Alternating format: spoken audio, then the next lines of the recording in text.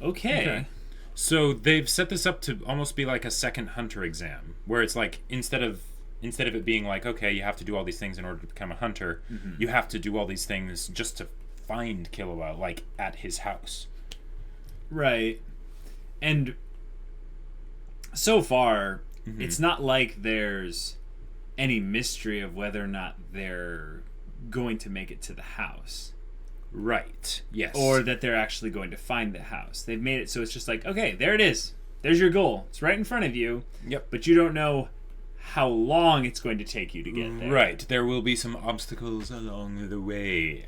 Right, and I think that's the style of Hunter x Hunter, is we're going to put obvious goals right in front of you, but we're going to make the path to those goals be not so obvious. Right. Things are not always as they seem. Not always as they seem, but also not as quick to get to as they would seem. Right. Yes. Or not as long to get to as they'd seem with the little tournament arc that they did recently. And that makes me really curious to, like, when I think about how this show is going to progress over the, 148 episodes or however many it has. Yeah. Like, how many episodes are they going to spend on, say, just this part with Killua?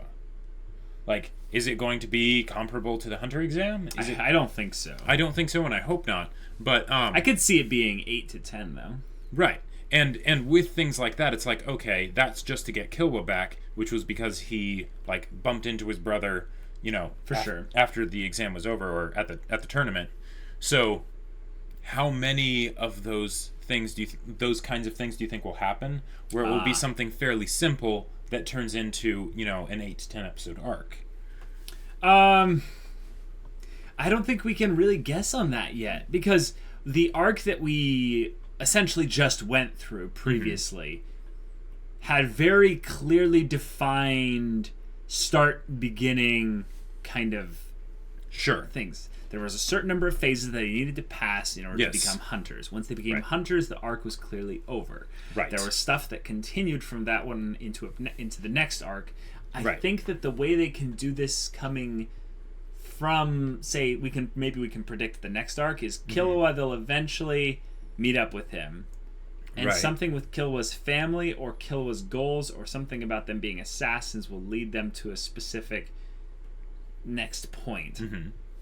And then that one will go on a little bit longer because now they'll have the party together. Sure. I think this is basically that part when in a tabletop RPG session you have the one character with the tragic backstory. Right. And you have to do a side quest essentially to go and fix their problems. Repair the group's dynamic before you can go on to main plot stuff. Right, because you can't progress with a split up party. No, you can't. But also you don't want to split up the party in general.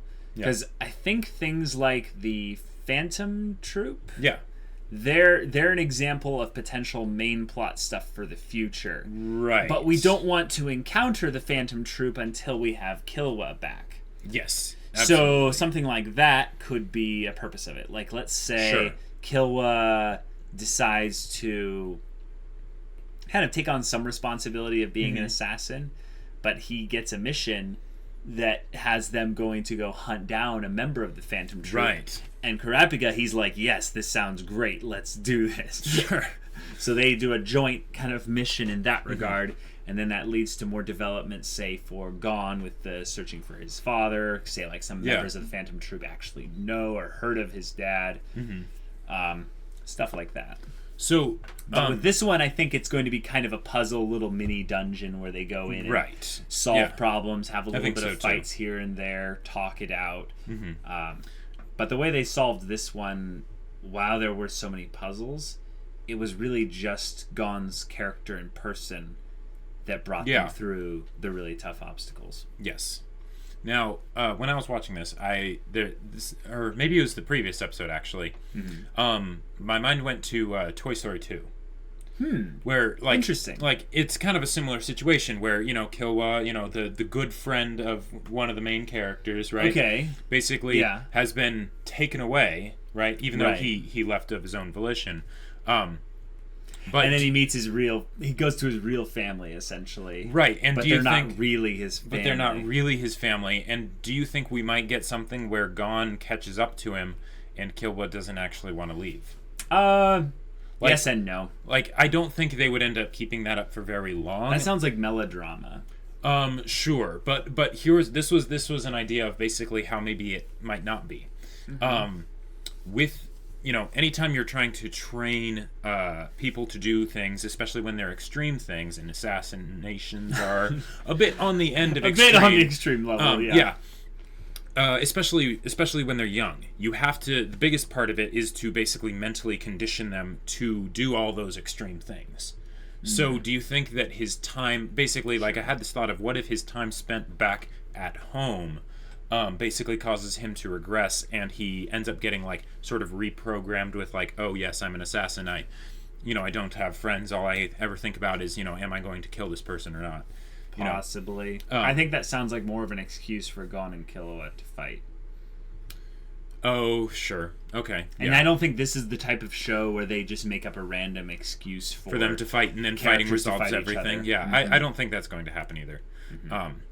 I think there could be a puzzle to where they have to break through to Killua, in that Killua has maybe fallen back a little bit into old habits, which is a very common thing for real people when you go back to your home and you're back in that familiar environment, but there's old habits that you left there that you didn't really resolve completely. Sure. So maybe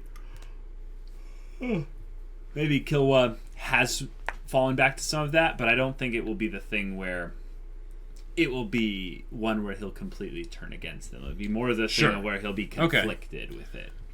Yeah. That I could see him also being like, "Oh, you guys are here? Cool.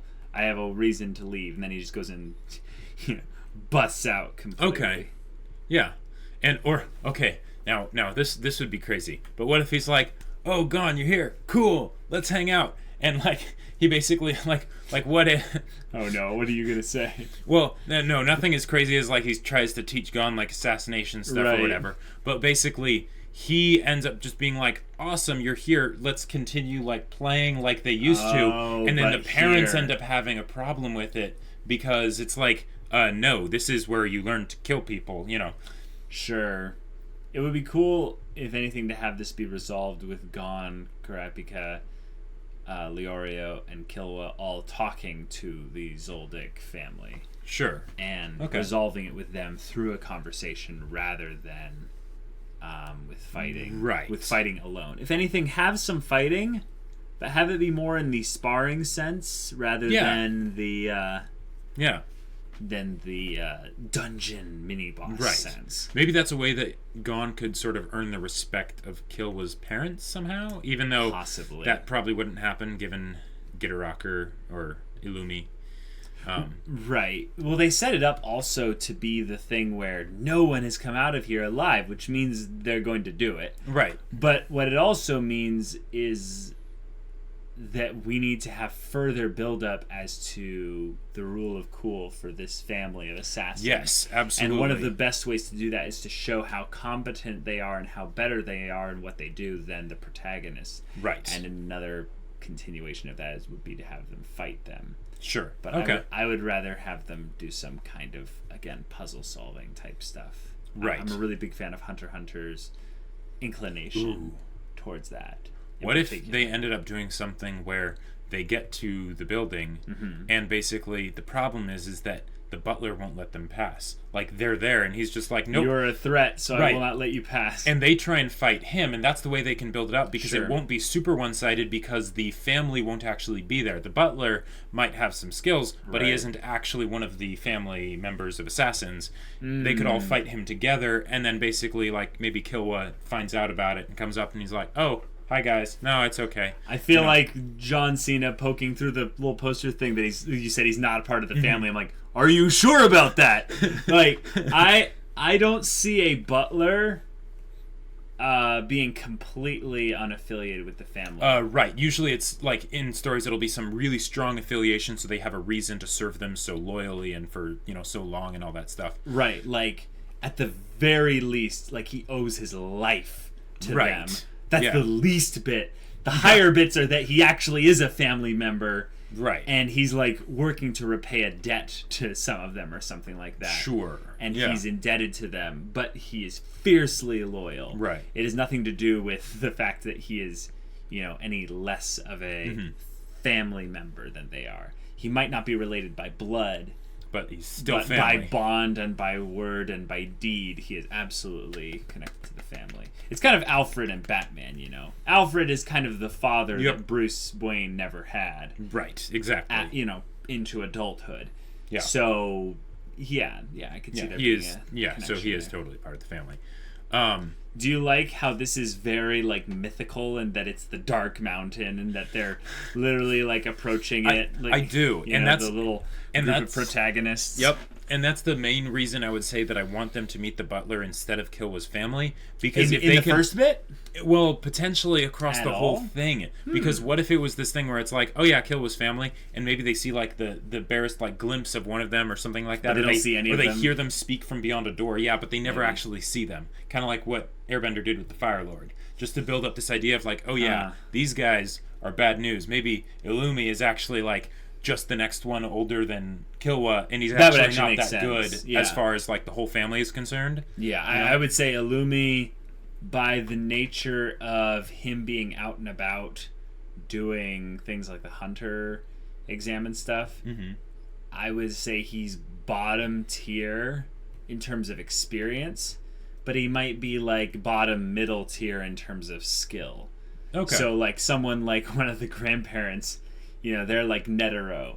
They're old as dirt, but their techniques are legit. They're I could kill you with my pinky finger in 0.5 seconds. Right. But I won't because you're so cute. And it's okay, Grandma, all right. So they mentioned, what was it, the two parents, but then they also mentioned a grandma and grandpa and a great-grandpa. Yeah. So, that could be interesting. Wait, they said there were 10 members, right?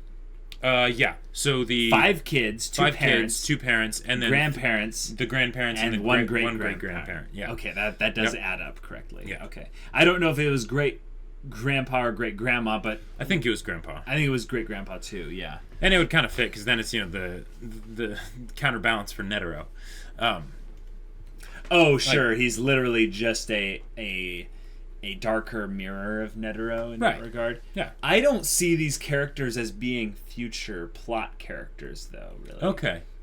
Yeah, I feel like this is a side quest destination, and I feel like Netero is more of a main character than absolutely than Killua's family is. Yes, though. yes.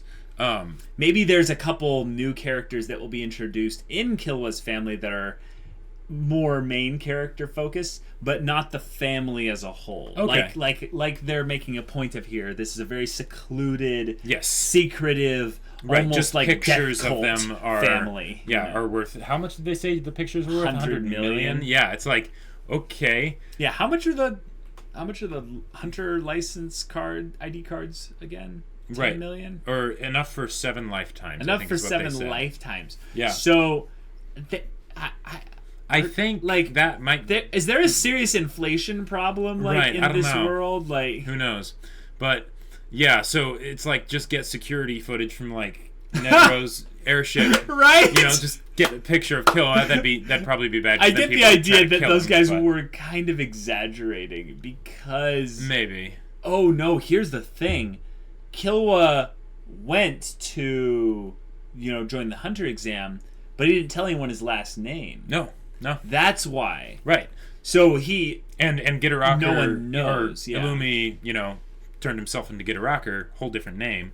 Basically as a hunt for finding him. Or no, he was just trying to he was just trying to become a hunter because he needed it for a mission. So he was probably doing that so that no one would actually know what he looked like. Guys, help us out. In an earlier episode, was there a point where Gitarocker, in his Gitarocker form, sees Killua and goes, oh, kind of a thing of, we could have known prior to that was. I'm curious about that too. I don't actually remember them seeing each other or making. Although to be fair, they never really showed anything from Gitarocker's perspective. He was very much portrayed to be just kind of almost like a robot. The way he walked around. Really show anything from his perspective. Now here's an interesting thought. Okay, so Gitarocker and Hisoka were both coordinating for the Hunter exam, right? Yes. Now, Gitoraka revealed his true face in front of Hisoka. Mm-hmm. So, I would say it's fairly reasonable to assume that Hisoka knows that Gitoraka is a Lumi, a member of the assassin family. Yes. If that's true, then that at the very least bumps up the assassin family on the plot relevance scale. Because so far, Hisoka is the only real villain we have. We don't have any, like, evil machinations or anything yet, but Hisoka is definitely the main villain so far. Well, yeah, but I wouldn't say this show has any villains yet. This just has antagonists. And evil people, but... Right. Yeah, but there's no... There's more like there's challenges in front of the the main characters. And that's really cool because it's showing that the story is propelled forward not by some bad person that the heroes must stop in order to maintain status quo in the world. Right. But it's actually the heroes and the things that they want that they're going after, which is where the conflict arises. Oh my gosh, proactive protagonists are fantastic. Are so like out of they're just not happening right now in storytelling. I'll tell you, one of the things that bugs me so much about protagonists are ones that are solely reactive. Now you actually have a hard time finding a solely reactive protagonist. Right. But you will find it very easy to find primarily reactive protagonists. Yeah. I hesitate to call this one out. But there's a show that Jacob and I really like called Ruby, and one of the main girls in Ruby, through volumes 1 through 4, Blake, is an extremely reactive protagonist. Right. And not until like way more recent stuff has she started switching into being a more proactive protagonist. And it's part of a very welcome change. Right. It's a very welcome change. It's part of her arc. Right. But one of the things that bugged us with was that, she was given so much opportunity for being plot relevant in the very, like, key conflicts that were happening in a story, but not actually showing her making choices that drove the plot forward. Right. But that, unfortunately, isn't really a thing we can relegate specifically to a character like Blake. That's just an example of where they had missed opportunities for her to be a proactive protagonist. But there are plenty of other ones out there we can call absolutely. Out and stuff. And it needs to be tied to a character's motivations because otherwise it ends up feeling contrived or worse. They need to have a why. They need to care about their why. Yes. Yeah. A lot of times people will try and do that by having it be like a revenge story. Mm-hmm. But if you think about that, that's still tied back to reacting to something that was done to them. Yeah. And then they have to take down the bad guy that did that horrible thing. Right. And that's why, to extent, shonens actually get a lot of popularity is because the main titular character, protagonist, starts out usually episode 1 screaming out their goal. Yeah. I'm going to do the thing. Believe it. Yeah. Or I'm going to find my father and ask him why he became a hunter. Yeah. Those kinds of things start us off with this idea of, this is a proactive protagonist. Mm-hmm. They actually have goals. Okay, cool. Now I have an idea of direction of where the story is going. I'm not going to be constantly guessing what the villains are going to do next. I'm going to be guessing what the protagonist is going to do next. Yes. Which is way more interesting. Which also gives us a little bit more of a set expectation for what kind of story this is going to be. Yes, and that's, like, it's been, I want to say weird in HunterxHunter that it has such a lack of villain, like, presence in the story. But it's nice. It is a very fresh change. It's very welcome. Yeah. I would say that I can't consider Hisoka a villain. He is an antagonist, but he is so non-interactive with Gon from the perspective of that Hisoka's story doesn't entirely revolve around the main character. Nope. Oh my god, what a novel concept. Why can't all antagonists just have their entire arc focus around the main character? That's so much simpler and more efficient. That is a whole, like, we could do a whole podcast on that. Like, oh boy. But, and this we have, I would say, antagonists in that their goals, whatever they are, do not line up at all in line with what Gon, Kurapika, and Leorio's goals are. Right. And even with something like this arc here, you could say that it's reactionary because, like, they're reacting to Killua leaving. To what Illumi did. Illumi did that caused Killua to leave. Right. But if you think about it, Illumi did not specifically intend to send Killua back home so that then the heroes would have to go find him or whatever. Right. And if you think about it, Killua is on equal footing of main character status he's essentially one of the protagonists. Yeah, he is one of the protagonists. So it still kind of is something that's a story that's being driven by the protagonist, which is awesome. Also, every single moment the protagonists come up to a challenge and stuff, the story tries to tell them this is the way you're supposed to do it. And because HunterxHunter doesn't like things to be straightforward, the protagonists go, no, it's going to be our way. We're going to do it this way. And it sometimes imposes more challenges. And then other times like this, they actually avoid a lot of the challenges by pressing forward consistently with their goals. Yes. Using their personas of being... good people. Maybe that's a bit cheesy way to put it. Maybe a little bit, but it's good. Gon, it kind of is that way. It way. works. Yeah. And what was it? Mm-hmm. Oh yeah. Okay. So by the fact that the protagonists are being proactive and actually pushing the story, right? It's not just that it's refreshing because it's something different, right? But by the protagonists being the ones pushing the story, that means anytime there comes to be some complication that, like the ones that HunterxHunter loves to throw in the path, right? That means that basically every time they overcome those challenges, or every time they struggle to overcome those challenges, it reaffirms the conviction of why they're doing what they're doing. Yes, right. And because if anything, it provides an opportunity for it. It at least provides an opportunity for it because they don't have to be doing this. It's not something where it's like, oh crap, they're going to destroy the world if we don't do this, so we kind of just have to do this. It's like, no. Oh, that's another great point. Our friend isn't even, he's not in danger. Killua has not been kidnapped. Right. But Killua seems maybe lonely or sad or something. Or at the very least, by Gon's logic, you guys have effectively kidnapped his ability to choose by manipulating him in this way. So I'm going to free him and give him the opportunity to choose, which is really kind of childish sounding, but it's really good. Because that's why we love shonen. Well, yes, it's why we love shonen, but it's also, like you were saying, it's not the end of the world if they don't do this. Meaning that there's no great threat that they're overcoming. There's no time limit. There's no...